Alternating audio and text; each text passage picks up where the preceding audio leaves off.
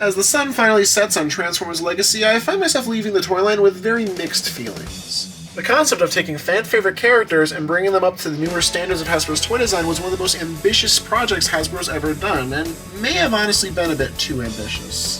The Transformers cast is absolutely massive, so there was no reasonable way that Hasbro was going to be able to cover every single iconic character that the toy line had. However, some of the choices they made still felt a bit strange. Despite Legacy seemingly existing to celebrate the complete history of Transformers at the time, it was not celebrated equally. In a toy line where most franchises were lucky to get 5 or 6 releases, IDW saw over a dozen, and while I love these designs, it is fairly unbalanced, especially when we saw barely any toys for Marvel and even less for Dreamwave. Transformers Armada and Cybertron saw incredibly faithful remakes of the classic toys, while Energon was left with only a single core-class Megatron release that later got repainted into Galvatron. I know Energon is generally considered to be the weakest part of the Unicron trilogy by fans, but it has some great toys, and when the releases for Cybertron and Armada are so faithful that it almost comes to their own detriment, not doing anything for Energon outside of these releases feels like a missed opportunity. Series like Cyberverse only had one original mold with Windblade, with the rest of its releases being forced to use molds that were very clearly designed with other figures in mind. Cyberverse Turn has a great paint job, but this mold was very clearly designed with the IDW version in mind and not the bulky Cyberverse version. Some figures had extensive retools in order to be as faithful as possible, while other figures simply had a stylized head thrown on a G1 body.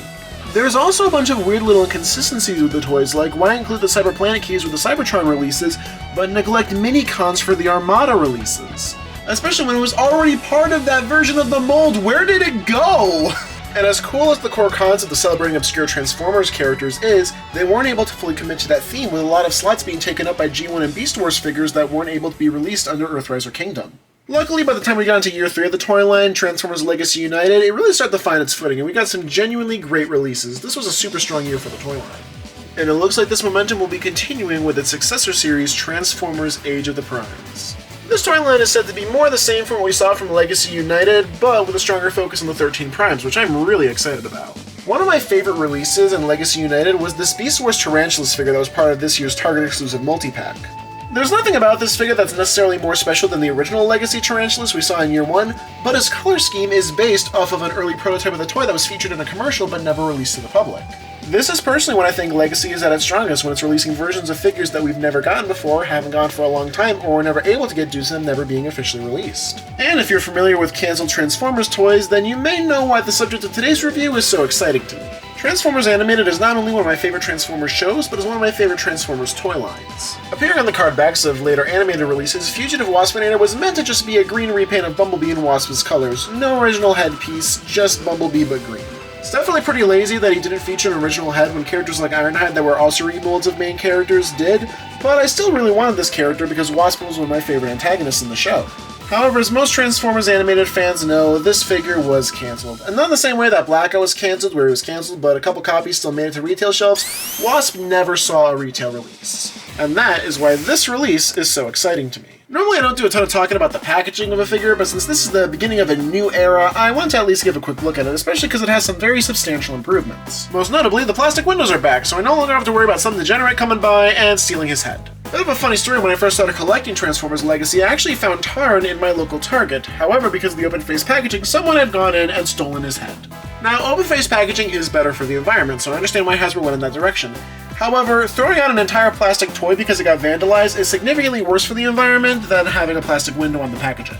Also, when I'm getting a figure signed, I personally prefer for the signature to be on the plastic window as opposed to the art, but that may just be me. Also, something you may have noticed about the Siege packaging is it has this diagonal angle as part of it where you get to see the art. We had a small version of this on Legacy where they kind of went with a standard box design but had it fold in. With Age of the Primes, we're just back to standard boxes, which is what we see for Studio Series, and I like this significantly more. I think the angle worked really well with Siege because it was able to show off the artwork really well, but Legacy's attempt to kind of go halfway with it ended up feeling underdeveloped. This feels really strong though and is very reminiscent of the Studio Series packaging, even before its rebrand. And while the plastic windows are back, we don't have the plastic trays anymore, so there still are efforts being made to be more environmentally conservative, even if the plastic trays made it easier to resell figures with the boxes.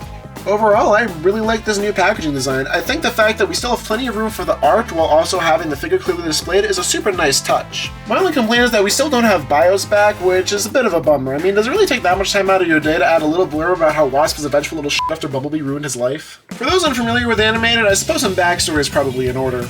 Bumblebee and Wasp's stories started out fairly similarly, as both were Autobot cadets. However, when Bumblebee caught wind of a Decepticon traitor among their ranks, Longarm, who was Shockman in disguise, the actual traitor, ended up framing Waspinator and he was imprisoned for his crimes. I'll get you, Bumblebee, if it's the last thing I do! That's why the name of this guy is a bit weird. As we all know, Waspinator is a character from Beast Wars.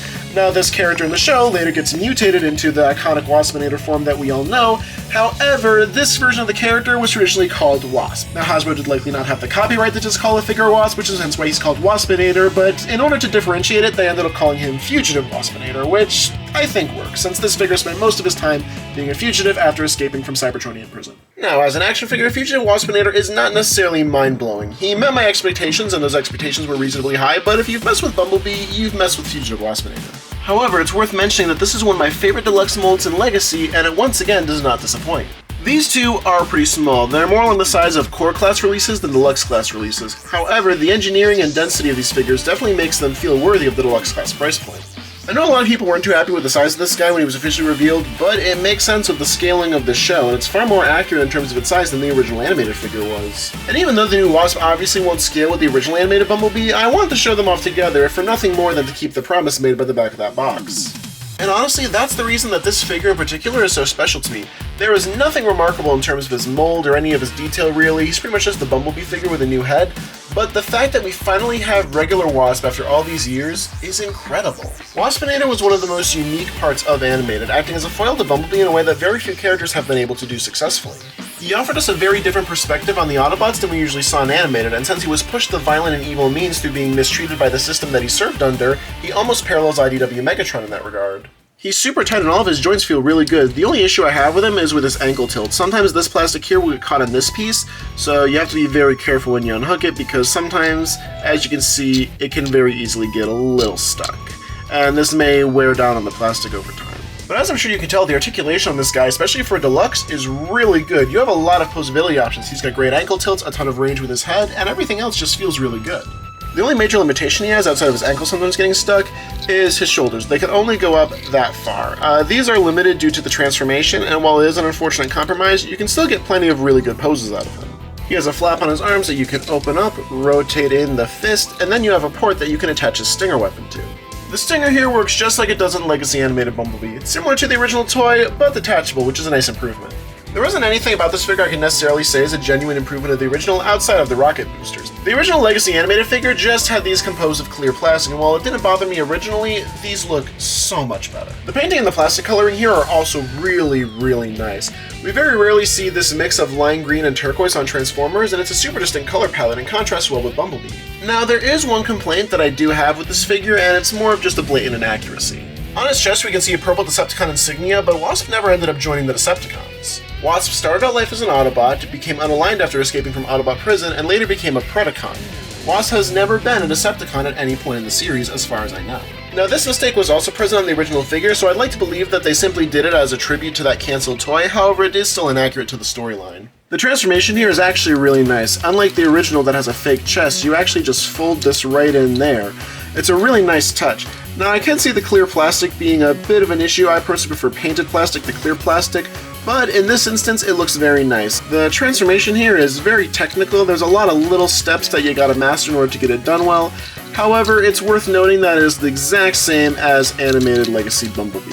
If you've done Legacy Bumblebee, you've transformed Age of the Prime's Wasp.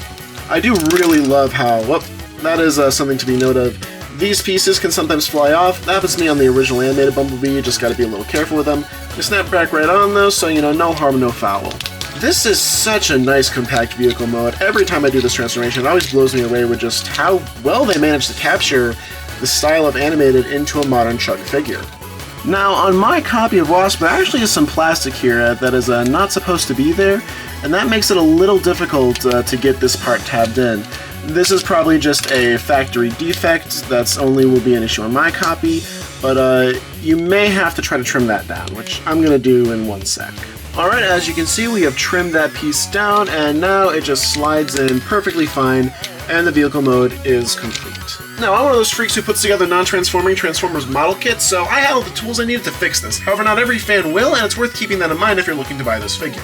Having leftover bits of untrimmed plastic isn't a huge issue, it's fairly easy to solve, but for a toy line as premiumly priced as Transformers, it's pretty egregious to see. Now, it's worth noting that a lot of times when you get a Transformer super early after its release, there will be defects that won't be available on later figures, like my original Studio Series 86 Springer could not stand up to save his life. Certain parts of his weapons were overpainted and were stressed into plastic, and on top of that he was just super flimsy. However, I recently got a new one, and this one feels significantly better.